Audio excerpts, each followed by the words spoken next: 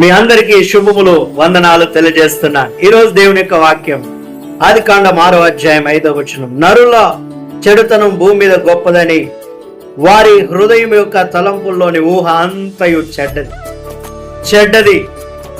అందుకనే పరిశుద్ధ గ్రంథం చెప్తుంది, ఫిలిప్పీ రాసిన పత్రిక 4వ అధ్యాయం 8వ వచనం. మెట్టక సహోదరులారా, ఏవి యోగ్యమైనవో, మాన్యమైనవో, ఖ్యాతి గలవో, ఉన్నతమైనవో, సత్యమైనవో, దేవునికి సంబంధించినవి మనం ఆలోచిద్దాం, మనం ఊహిద్దాం.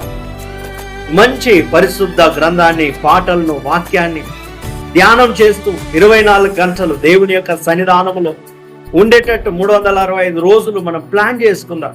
ఎందుకంటే మన ఊహ చెడ్డది. ఈ లోకము, దాని ఆశలన్నీ గతించిపోతాయి. మనం మార్చబడదము గాక, మనం శుద్ధీకరించబడి దేవుని రాజ్యంలో చేర్చబడదము గాక. దేవుడు మనల్ని, మన కుటుంబాన్ని దీవించి ఆశీర్వదించును గాక.